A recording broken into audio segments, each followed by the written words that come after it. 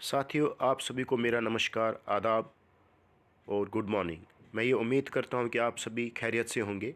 साथियों, जैसा कि आपको पता है कि हमारे विंटर कैंप्स को चलते हुए आज लगभग 6 से 7 दिन हो चुके हैं और इन 6 से 7 दिनों में अब मुझे ये उम्मीद है कि हर कैंप में जो है लगभग जो अच्छे खासे बच्चे हमारे पास आ चुके होंगे। अब सबसे पहला और जो एक प्राइमरी स्टेप है, इन बच्चों का बेसलाइन कंडक्ट करवाना बहुत ही इम्पॉर्टेंट और एक ज़रूरी काम है। जिस बेसलाइन की ट्रेनिंग हमने ऑलरेडी डिस्ट्रिक्ट लेवल पर ऑलरेडी जो है आरपीज़ को दी है और आरपीज़ ने भी जो है वो ट्रेनिंग आप तक पहुंचाई होगी, लेकिन फिर भी आपके हेल्प के लिए, सपोर्ट के लिए हम आपके साथ एक वीडियो लिंक जो है शेयर करेंगे। आप मेहरबानी करके इस लिंक पे जाइए और आप एक बारी इस वीडियोस को जो है ज़रूरी देखिए कि हम किस तरह से जो है बच्चों का बेसलाइन टेस्टिंग टूल की हेल्प से बच्चों की टेस्टिंग करेंगे। तो सबसे पहले साथियों, टेस्ट करने के लिए, बेसलाइन लेने के लिए सबसे पहले आपके साथ जो है असर टेस्टिंग टूल शेयर हुआ होगा, उसकी हार्ड कॉपीज़ आपके साथ जो है शेयर हुई होगी। तो सबसे पहले जब आपको टेस्टिंग लेने से पहले आपको चंद बातों का जो है ध्यान रखना है। आपको बच्चे के साथ जो है एक फ्रेंडली एनवायरनमेंट बनाना पड़ेगा और फ्रेंडली एनवायरनमेंट बनाते हुए आपको बच्चे को जो है एक प्रॉपर सिटिंग प्लेस देनी पड़ेगी। अगर बच्चा नीचे बैठा है तो हमें भी नीचे बैठना होगा, अगर बच्चा डेस्क पे बैठा तो हमें भी डेस्क पे बैठना होगा, या अगर टॉट वगैरह पे बैठा तो हम भी टॉट वगैरह पे बैठ के जो बच्चे की टेस्टिंग कर सकते हैं। हर टेस्टिंग जो होगी सिंगल बच्चे की, वन टाइम सिंगल बच्चे की टेस्टिंग होगी, न कि इस तरह से नहीं होगा कि 4-4 बच्चों को हम एक साथ टेस्ट करें। नहीं, सिंगल बच्चा सिंगल टेस्टिंग, मतलब एक टीचर जो है एक बच्चे की टेस्टिंग सिंगल टाइम करेगा। तो सबसे पहले हम जो है बेसलाइन टेस्टिंग जो है करने वाले हैं। तो उसके लिए मैं आपको सबसे पहले इंग्लिश टेस्टिंग टूल का जो है उसके साथ जो बताऊंगा कि किस तरह से हम जो है ये इंग्लिश की टेस्टिंग करते हैं। तो हमारे पास एक टूल इस तरह से आपको जो है दिखेगा। तो आपको साथियों सबसे पहला जो पेज है ये आपकी इन्फॉर्मेशन के लिए है, जिसमें थोड़ी बहुत इन्फॉर्मेशन दी है, इसको निकालने की ज़रूरत नहीं है। तो आपके पास इस तरह से जो है एक टेस्टिंग टूल जो सैम्पल दिख रहा है, जिसमें आपके साथ सैम्पल 1 और इंग्लिश का इसी तरह से आपके पास सैम्पल 2 इस मतलब दिया गया है। तो हर कैंप में ज़्यादा से ज़्यादा 2 सैम्पल्स तो होने ही चाहिए, क्योंकि जब आप एक बच्चे की टेस्टिंग आप सैम्पल 1 से करेंगे तो दूसरे बच्चे की आप टेस्टिंग जो है सैम्पल 2 से करेंगे। और जिस बच्चे की टेस्टिंग, बेसलाइन टेस्टिंग आप सैम्पल 1 से कर रहे हो, जब एंड लाइन टेस्टिंग होगी तो वो उसकी टेस्टिंग आप सैम्पल 2 से करेंगे। तो इन चीज़ों का जो है आपको थोड़ा सा ध्यान रखना पड़ेगा। अब इंग्लिश की टेस्टिंग लेने के लिए हम सबसे पहले कैसे करेंगे, क्या करेंगे, प्रोसेस क्या करेंगे, अब मैं आपके साथ जो है प्रोसेस डिस्कस कर रहा हूँ। तो आपके हम इंग्लिश की टेस्टिंग जो है, इंग्लिश की टेस्टिंग, हिंदी की टेस्टिंग या उर्दू की टेस्टिंग हमेशा जो है पैराग्राफ से स्टार्ट करते हैं। पैराग्राफ में जो है यहाँ पर आपके सामने जो है 2 पैराग्राफ दिख रहे हैं। तो आपको क्या करना है, इस टूल को जो है फोल्ड करना होगा। फोल्ड करने के साथ साथ आपको बच्चे के सामने सिर्फ पैराग्राफ जो है रखना है। उसके बाद आपको बच्चे को चॉइस देनी है कि बेटा आप इन 2 पैराग्राफ में से कौन सा एक पैराग्राफ पढ़ना चाहेंगे। अगर बच्चा ऊपर वाला पसंद करता है पढ़ना, तो आपको फिर से इस टूल को जो है फिर से फोल्ड करना होगा और सिर्फ ऊपर वाला ही पैराग्राफ बच्चे के सामने रखना होगा। इसके साथ क्या होगा कि एक साइकोलॉजिकल जो फैक्टर है उसको रिमूव किया जा सकता है, क्योंकि बच्चे को ये पता होगा कि सिर्फ मेरे को इतनी सी चीज़ पढ़नी है। तभी हम टूल को जो है फोल्ड करते हैं। अगर आप टूल को पूरा उसके सामने ओपन रखेंगे तो थोड़ा बच्चा डर जाता है, और हमें टूल को हमेशा जो है फोल्ड करना होगा। जो भी चीज़ हम पढ़ाएंगे फोल्ड करके ही बच्चे को जो है पढ़ाएंगे, और बच्चे को बिठाकर आराम से एक अच्छे इन्वायरमेंट में उसको बच्चे से रीड करवाएंगे। बच्चा अगर रीडिंग करते समय कुछ गलतियां कर रहा है, बच्चे को कभी हम डीमोटिवेट नहीं करेंगे कि तुम्हें नहीं आता है या तुम गलत बोल रहे हो, इस तरह से हम कभी ये नहीं बोलेंगे, बल्कि हमें बच्चे को अप्रिशिएट करना पड़ेगा। वेरी गुड, एक्सीलेंट, यस, अच्छा पढ़ रहे आप, इस तरह से जो है बोलना होगा। अब बच्चा जब पैराग्राफ पढ़ना शुरू करता है तो अब हमें पैराग्राफ में क्या चीज़ें देखनी है, कितनी मिस्टेक्स देखनी है, कितनी मिस्टेक्स को हमने माफ़ करना है, क्या कितनी मिस्टेक्स को हम नहीं देखेंगे। तो वो अभी आपके सामने जो है मैं बताऊंगा। सबसे पहले जब बच्चा पैराग्राफ पढ़ रहा है, तो अगर बच्चा पैराग्राफ अच्छे से पैराग्राफ को पैराग्राफ की तरह पढ़ रहा है, मतलब रानी is a tall girl, she loves to drink milk, Rani likes to run fast, she runs to school every day, यानी कि यहाँ पर बच्चे ने जो है एक पैराग्राफ को विदाउट कोई सेंटेंस को ब्रेक करके पढ़ा, या मैं ये कहूँगा कि जोड़ के नहीं पढ़ा, या कोई भी मिस्टेक नहीं की, तो यानी कि बच्चे का जो पैराग्राफ लेवल है वो ओके है। अब हम बच्चे को स्टोरी पढ़ने के लिए यहाँ पर देते हैं। तो स्टोरी भी बच्चा अच्छे से पढ़ता है, मतलब Rohit lived in small village जो भी, तो लास्ट तक जो अच्छे से बच्चा पढ़ रहा है, तो इसका मतलब जो एक बच्चा है हमारे पास है रमेश नाम का लड़का, उस बच्चे का हाईएस्ट लर्निंग लेवल इंग्लिश में क्या है, स्टोरी है। तो अब हम अपनी बेस लाइन की शीट पर जो है स्टोरी पे टिक करेंगे, जो हमारी बेस लाइन शीट होगी वहाँ पर हम स्टोरी पे टिक करेंगे, क्योंकि एक बच्चे का सिर्फ एक ही लर्निंग लेवल आ सकता है। ये रही कंडीशन कि अगर बच्चे ने कोई भी मिस्टेक नहीं की थी पैराग्राफ को पढ़ने के लिए और हमने उसको स्टोरी पढ़ने के लिए दी थी। लेकिन हो सकता है कि पैराग्राफ को पढ़ने के लिए बच्चा 3 गलतियां करे। अगर बच्चा पैराग्राफ को पढ़ने के लिए 3 गलतियां करता है, तब भी हम उसको स्टोरी जो है पढ़ने के लिए देते हैं। लेकिन हो सकता है कि बच्चा पैराग्राफ को पढ़ने के लिए जो है 3 गलतियां करता है। अगर एक पैराग्राफ में एक वर्ड आता है, सपोज़ रन, बच्चा इसको रन न पढ़ के कुछ और मतलब पढ़ रहा है, मतलब रीन पढ़ रहा है या कुछ भी पढ़ रहा है। सपोज़ एक पैराग्राफ में एक ही मिस्टेक को बच्चा 2 बार दोहराता है, तो उसको हम एक ही मिस्टेक जो है कंसिडर करते हैं, क्योंकि हमें पैराग्राफ को पढ़ने के लिए या स्टोरी को पढ़ने के लिए ये देखना है कि अगर बच्चा कोई गलती ना करे तब भी हम उसको स्टोरी पढ़ने के लिए देंगे, या अगर बच्चा 3 गलतियां करता है तब भी हम उसको स्टोरी पढ़ने के लिए देते हैं। और स्टोरी में भी हम वही चीज़ देखते हैं, क्या बच्चा कोई गलती करता है या 3 गलतियां करता है, तो तब भी हम उसको जो है स्टोरी पे रखते हैं। लेकिन हो सकता है कि बच्चे ने अगर इस पैराग्राफ को पढ़ने के लिए 4 मिस्टेक्स की, मैं दोहरा रहा हूँ 4 मिस्टेक्स की, तो फिर हम बच्चे को जो है वर्ड्स पढ़ने के लिए देते हैं। और वर्ड्स में एक इंस्ट्रक्शन नीचे लिखा है कि बच्चे को 5 वर्ड्स पूछिए जिसमें से 4 करेक्ट होने चाहिए। अगर बच्चा मेरा RUN run, CAT cat, TALL tall ऐसे भी पढ़ रहा है, मतलब वर्ड्स को यहाँ पर वो जोड़ तोड़ के पढ़ सकता है और लास्ट में वर्ड का जो है वर्ड पढ़ रहा है, तो दैट मीन्स बच्चे का जो वर्ड लेवल ओके है। और अगर बच्चा जो है मेरे 5 में से 4 वर्ड्स को आइडेंटिफाई कर पाता है, तो बच्चे का जो लेवल जो है वर्ड का है। तो अब हम बेस लाइन शीट पे बच्चे की वर्ड लेवल को जो है मार्क करेंगे, क्योंकि बच्चा पैराग्राफ में 4 गलतियां कर गया था या 4 से ज़्यादा गलतियां भी कर सकता है, तो हम उसको पीछे लाते हैं वर्ड के लिए। लेकिन हो सकता है कि बच्चा को, जब मैंने कहा कि आप यहाँ पर जो है 5 में से जब हमने बच्चे के 4 वर्ड्स जो है करेक्ट होने चाहिए, लेकिन हो सकता है कि बच्चे ने 3 ही वर्ड्स जो है करेक्ट बोले, एक गलत किया, तो अब हम बच्चे को जो है लेटर पढ़ने के लिए देते हैं। बच्चे को बोलेंगे बेटा आप यहाँ से जो है 4 लेटर कोई भी जो आपको अच्छे आते हैं, जो आपको ईजी लगते हैं उसको पढ़ो। अगर बच्चा 4 लेटर जो है पढ़ पा रहा है, तो हम बच्चे को जो है लेटर पे मार्क करेंगे। सपोज़ कोई बच्चा मेरे पास राहुल नाम का है, तो वो पैराग्राफ से होते होते लेटर तक आया और लेटर उसने आइडेंटिफाई कर लिए, तो बच्चे का जो है हाईएस्ट लर्निंग लेवल होगा लेटर होगा। लेकिन हो सकता है कि कोई बच्चा ABC नाम का वो 4 में से 3 ही लेटर आइडेंटिफाई कर पाया या एक भी लेटर आइडेंटिफाई नहीं कर पाया, तो उसको हम बिगिनर पे जो है मार्क करते हैं बेस लाइन शीट पर। तो इस तरह से जो हम इंग्लिश की टेस्टिंग जो है बच्चे की करेंगे।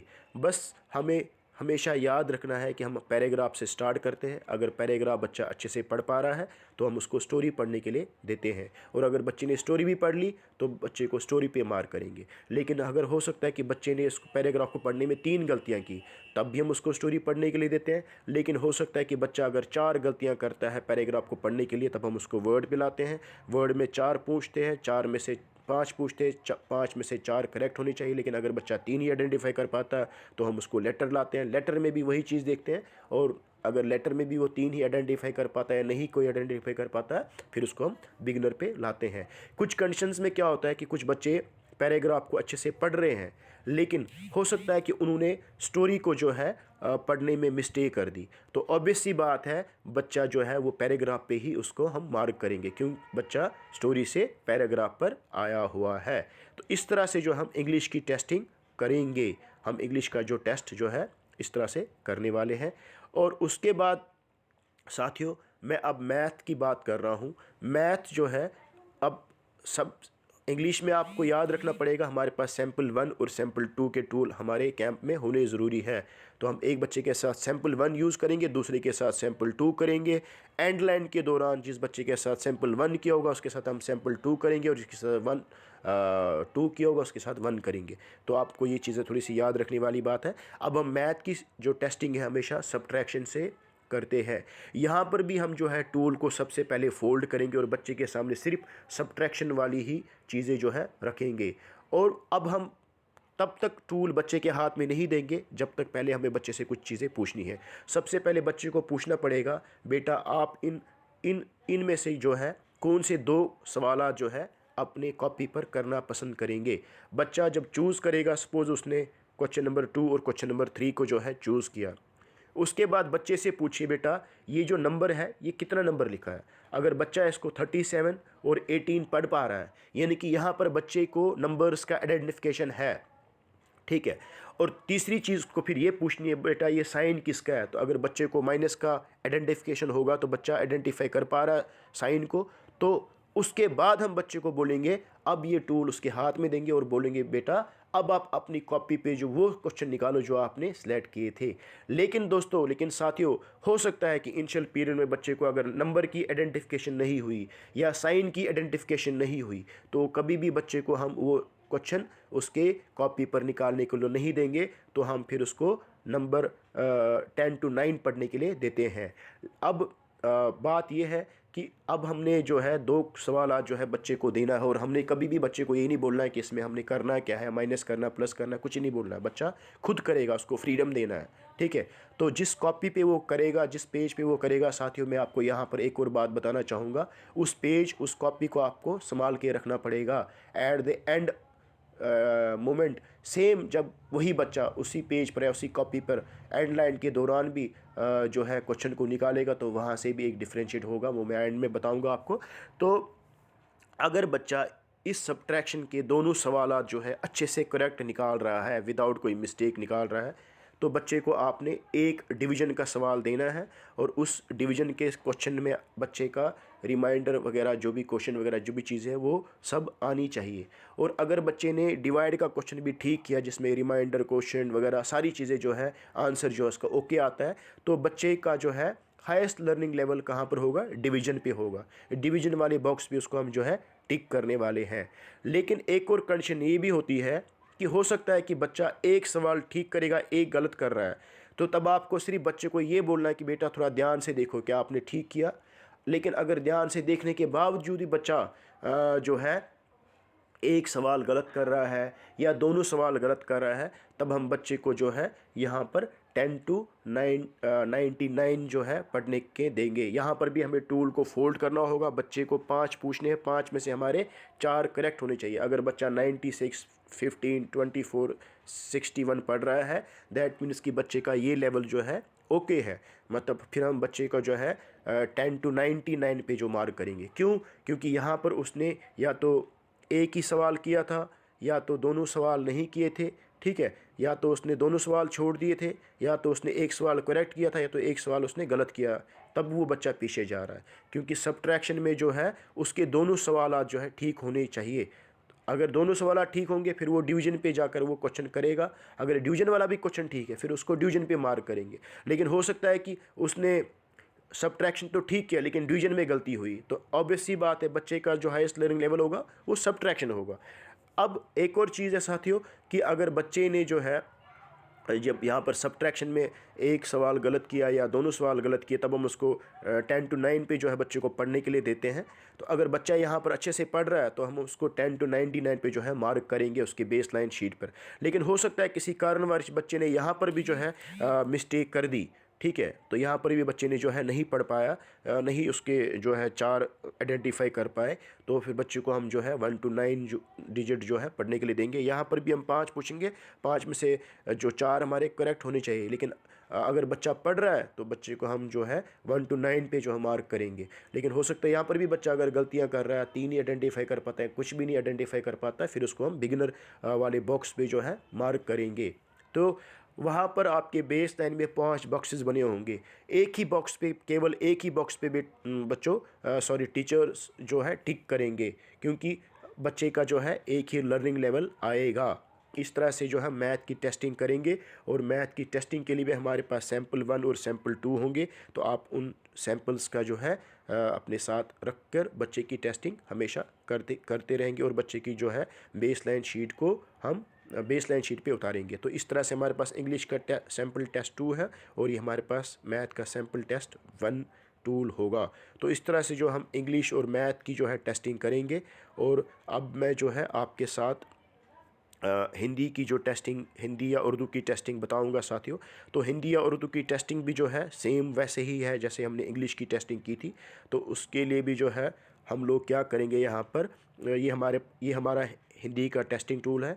तो हम हमेशा जैसे हमने इंग्लिश में पैराग्राफ पे शुरू पे किया था, यहाँ पर भी हम अनुच्छेद से जो है स्टार्ट करेंगे, और अनुच्छेद में भी हम वही चीज़ें देखेंगे कि अगर बच्चा कोई मिस्टेक नहीं करता है तो उसको हम स्टोरी पढ़ने के लिए देते हैं, और अगर बच्चा 3 मिस्टेक करता है तो तब भी हम उसको स्टोरी पढ़ने के लिए देते हैं। लेकिन अगर बच्चा इस मतलब पैराग्राफ को पढ़ने में 4 गलतियां करता है तो उसको हम जो है अल्फाज यानी कि जो शब्द जिसको आप हिंदी में बोलते हो वो पढ़ने के लिए देते हैं। वहाँ पर भी हम 5 पूछेंगे, 5 में से हमारे 4 करेक्ट होने चाहिए। अगर बच्चा 4 आइडेंटिफाई कर पाता है तो उसको वर्ड पे मार्क करेंगे।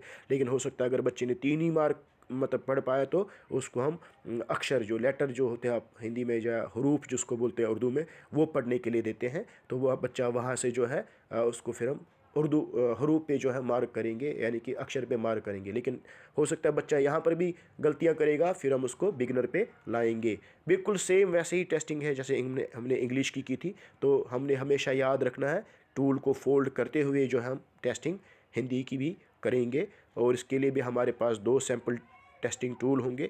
बाकी जो आपको ये बोनस टूल मिल रहा है इंग्लिश में, हिंदी में, कहीं पर भी, तो वो आपको निकालने की ज़रूरत नहीं है।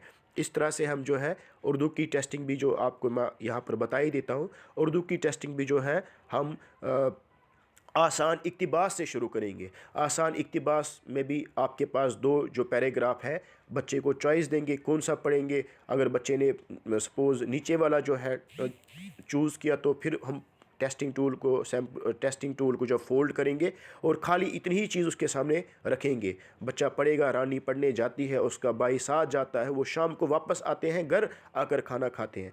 बच्चे ने कोई मिस्टेक नहीं की तो बच्चे को कहानी पढ़ने के लिए दो, और अगर बच्चे ने कहानी भी विदाउट मिस्टेक पढ़ ली तो कहानी पर टिक लगाओ। लेकिन हो सकता है कि बच्चे ने अगर रानी पढ़ने जाता है, जाती को जाता पढ़ा, उसका भाई साथ जाती है, तो मतलब 1-2 मिस्टेक करता है बच्चा, 3 मिस्टेक तक माफ़ की जा सकती है, तो तब भी हम उसको कहानी पढ़ने के लिए देते हैं। लेकिन हो सकता है कि एक बच्चे ने आसान इक्तिबास को पढ़ने में 4 गलतियां की, तब हम उसको जो है लफ्ज़ पढ़ने के लिए देंगे। और लफ्ज़ में हमारे 5 पूछने हैं जिसमें से 4 सही होने चाहिए। और अगर बच्चे ने चारों के चारों आइडेंटिफाई कर लिए तो बच्चे को अब हम लफ्ज़ पे जो है मार्क करेंगे बेसलाइन शीट पे। लेकिन हो सकता है कि बच्चा यहाँ पर 4 गलतियाँ करता है इसको पढ़ने के लिए, तो हम उसको हरूफ पढ़ने के लिए देते हैं। सेम वही चीज़ यहाँ पर भी देखनी, अगर चारों आइडेंटिफाई किए तो उसको हरूफ पे टिक रखो। नहीं उसने 4 आइडेंटिफाई कर पाया, मतलब 3 ही आइडेंटिफाई किया या कुछ भी नहीं बोल पाया, तो उसको बिगनर पे जो हम टिक मार्क करेंगे उसके बेसलाइन शीट पर।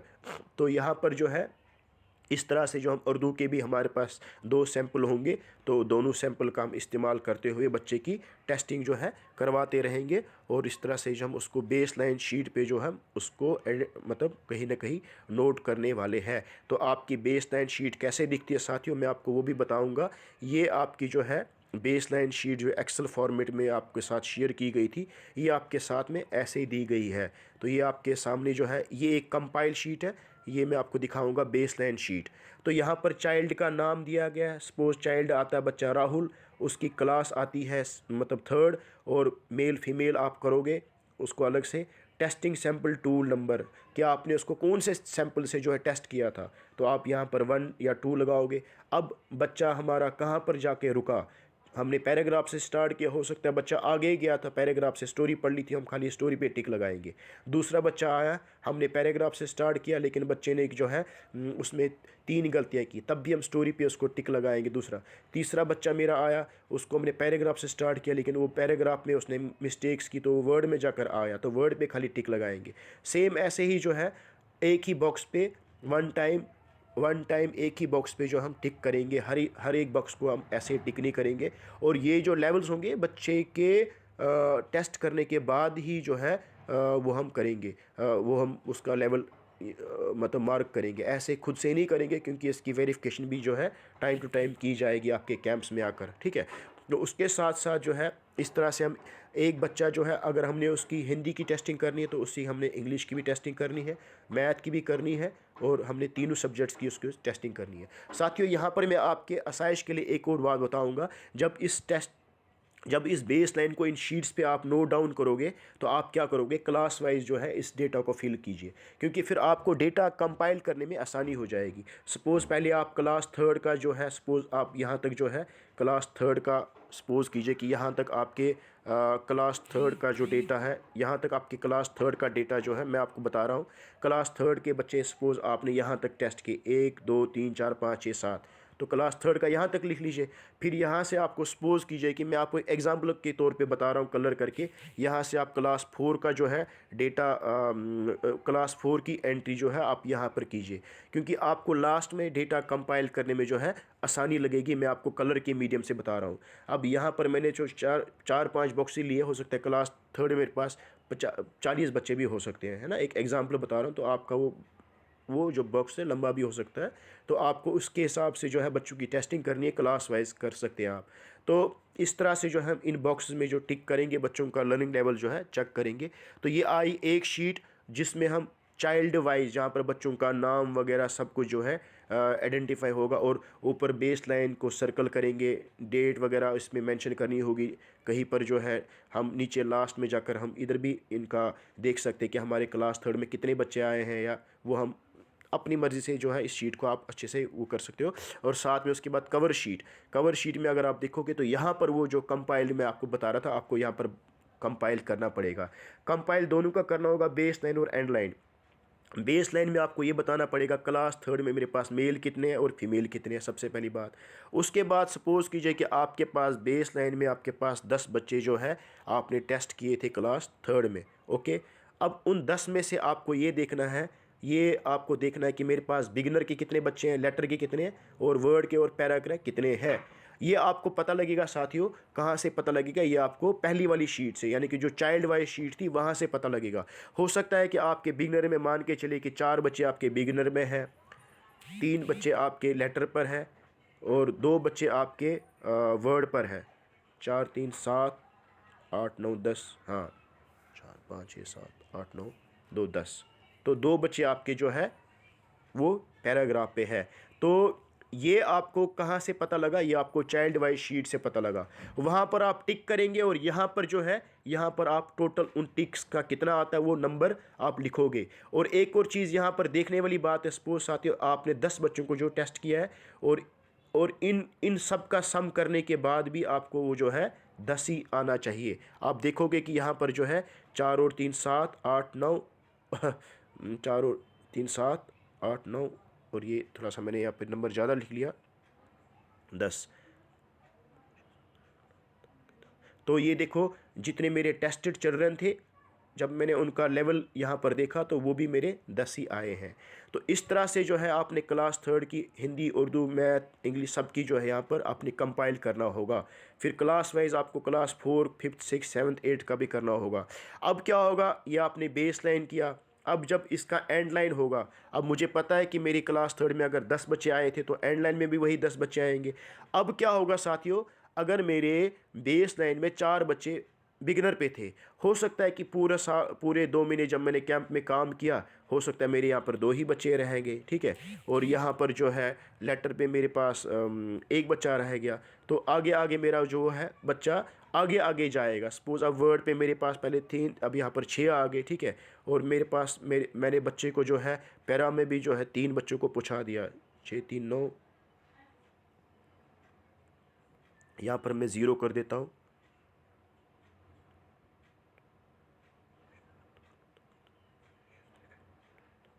तो आप देखो साथियों, आपको डिफरेंस पता लग रहा है।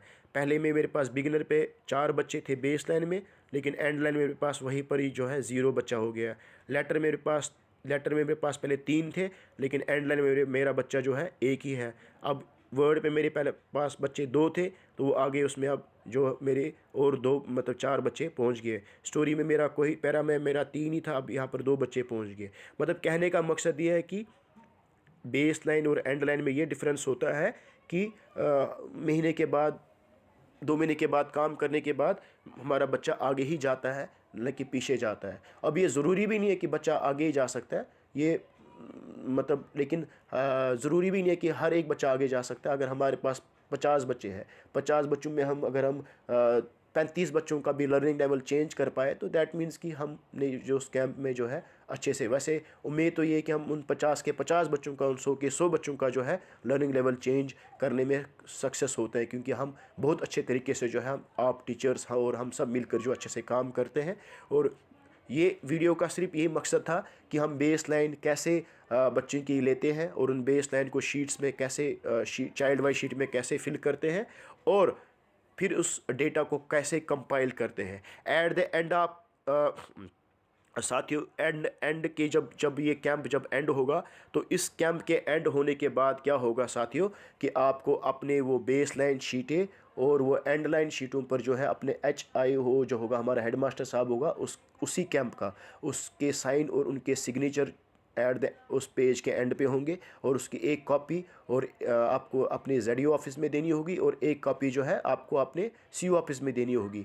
तो जो उसकी रिस्पॉन्सिबिलिटी RPs के हाथ में होगी, वो पूरे जोन का जो है डेटा को एक फ़ाइल बनाकर अपने CO ऑफिस में ओरिजिनल कॉपी जमा कराएगा, और उसकी ज़ेरॉक्स कॉपी जो है अपने ZDO ऑफिस में जमा कराएगा। और साथ ही साथ RPs के साथ एक और रिक्वेस्ट भी ये भी है कि वो क्या करेंगे, उस मतलब उस फाइल में अपना एक जो है जोन के उन टीचर्स और RPs की एक लिस्ट भी रख देंगे जो इस कैंप में जो है लास्ट मोमेंट तक इन्वॉल्व थे और ड्यूटीज़ जो है दे रहे हैं। तो इस तरह से साथियों आप जो है बेस लाइन को कनेक्ट करेंगे, बेस लाइन की चाइल्ड वाइज शीट पे एंट्री करेंगे, और साथियों उसके बाद इस सारे डेटा को जो है आपको गूगल फॉर्मेट में एंट्री करनी है, जिसके लिए मैंने आपके साथ ऑलरेडी एक वीडियो शेयर की है। आप उसको भी देख लीजिए। अगर वो वीडियो आपके पास नहीं है तो आप काइंडली जो है आप उस वीडियो को भी देख लीजिए। साथियों, मैं इस वीडियोस को जो है यूट्यूब चैनल के ज़रिए आपके साथ जो है पहुंचाने की कोशिश करता हूं। आप सभी से रिक्वेस्ट है कि आप उस चैनल को जो है सब्सक्राइब कीजिए, और वहां पर जो है बेल आइकन की घंटी जो उसको भी जो है हिट कीजिए, सो दैट कि हर बार जब भी हम कोई भी वीडियो वगैरह यहाँ से ग्रुप में डालेंगे या कोई भी एक्टिविटी डालेंगे तो आप तक वो पहुँचे। तो हमारा उद्देश्य ये है कि हम हर तरह से जो है आप लोगों को सपोर्ट करें, बाकी हमारा कोई और उद्देश्य नहीं है। चैनल को सब्सक्राइब करने के लिए ये मत सोचेगा कि हम कोई उसमें कोई लोग बढ़ा रहे हैं, वो आपका सपोर्ट हो सकता है हमारे लिए भी, सो दैट कि आप उन चीज़ों के साथ जो है इन्वॉल्व रहे, और आप जो है हमेशा उनके साथ जो है अप टू डेट रहे, जो भी हम यहाँ से जो चीज़ें आप तक पहुँचाएंगे। और हम आपके कैंप्स में भी आ रहे हैं, और वर्चुअली भी आपको सपोर्ट करेंगे, फ़िज़िकली भी आपको सपोर्ट करेंगे, और आप सबका जो है अच्छे से हमें बहुत अच्छा लग रहा है कि आप इतने अच्छे तरीके से जो है इस कैंप में जो है अच्छे काम कर रहे हैं, और आप लोगों की वजह से ही जो है ये कैंप जो है सक्सेसफुल हो रहा है। लेकिन हमारा जो सपोर्ट है, हम हर तरीके से अपना सपोर्ट जो है आप तक पहुंचाने की कोशिश करेंगे। और इसके बावजूद भी अगर किसी भी टीचर का या किसी भी रिसोर्स पर्सन का या हमारे कंटेंट के रिलेटेड, बेस लाइन के रिलेटेड कोई भी शंका है, वो आप हमसे कभी भी संपर्क कीजिए, हमसे बोलिए। हम आपके सपोर्ट के लिए बैठे हैं, हम हमेशा आपके लिए जो है तैयार रहेंगे। आप कभी भी किसी भी मोमेंट में किसी भी जगह पर जहाँ पर कोई भी नहीं जाता, अगर वहाँ पर हमें भी इनवाइट करेंगे, हम वहाँ पर भी जो है आपके लिए आएंगे और आपके साथ जो बिल्कुल शान बशान खड़े रहेंगे। साथियों, आप सबका धन्यवाद। कृपा करके ये वीडियो जो है हर एक अपने साथी को पहुंचाइए। और एक और ज़रूरी बात साथियों, जब आप गूगल पे एंट्री करेंगे तो हर कैंप से एक ही टीचर जो है उस गूगल लिंक पर बेसलाइन कई डेटा को एंटर करेगा, सेम उसी तरह से एंड लाइन के डेटा को भी एंटर करेगा, क्योंकि एक कैंप से सिर्फ एक ही एंट्री आएगी। और जो बेसलाइन हार्ड कॉपीज़ होंगी तो वो आप अकॉर्डिंगली भर सकते हैं, वो कोई दूसरा टीचर भर सकता है। और जो एंट्री होगी वो दो टीचर मिलके जो है मतलब एक ही मोबाइल फ़ोन से भरेंगे। एक टीचर उसको डिक्टेट करेगा, हाँ जी मतलब बिगनर पे कितने हैं, इसमें कितने हैं, और दूसरा जो टीचर होगा, दूसरा जो व्यक्ति होंगे, दूसरे जो हमारे रिस्पेक्टेड साथी होंगे, वो गूगल लिंक पर एंट्री करेंगे। मतलब एक कैंप से एक ही एंट्री आएगी, चाहे वो बेस लाइन की होगी, चाहे वो एंड लाइन की होगी, चाहे वो कंपाइल की होगा। क्योंकि लास्ट टाइम थोड़ा सा हुआ था, मतलब मैं नाम नहीं लूँगा उस मतलब जगह का, तो कुछ लोगों ने क्या किया था कि डबल डबल एंट्री की थी। तो फिर उससे हम लोग उससे जो है हायर अथॉरिटीज़ या जो एमएमई टीम के लोग हैं या जो दूसरे व्यक्ति हैं जो मतलब आईटी सेक्टर को देखते हैं या उस डेटा की हैंडलिंग करते हैं, उनके लिए प्रॉब्लम हो जाती है कि कौन सी जो एंट्री है वो ऑथेंटिक है। तो आप सभी थोड़ा इस चीज़ को शायद मतलब समझ गए होंगे मैं क्या कहना चाहता हूँ, कि एक ही जो है एंट्री एक ही कैंप से आए, जिससे हमारा जो डेटा है वो थोड़ा सा अच्छे क्वालिटी का आए और रिलायबल आए। तो क्योंकि इस डेटा को जो है आगे बहुत से हायर अप्स के साथ जो है शेयर अप किया जाएगा उस गूगल लिंक से। और जो आपकी हार्ड कॉपीज़ होगी at the end of time, वो आप अपने सीईओ और जेडीओ ऑफिस में जो है काइंडली फाइल बनाकर सबमिट कीजिएगा। जिस तरह से ऑलरेडी समर जोन्स के जो आरपीज़ और टीचर्स ने मिलके अपने हर एक जोन का जो है उसकी फ़ाइल बनाकर सीईओ ऑफिस में सबमिट कराई और अपने जेडीओ ऑफिस में भी जो है सबमिट कराई है। थैंक यू साथियों, बहुत बहुत आप सबका धन्यवाद।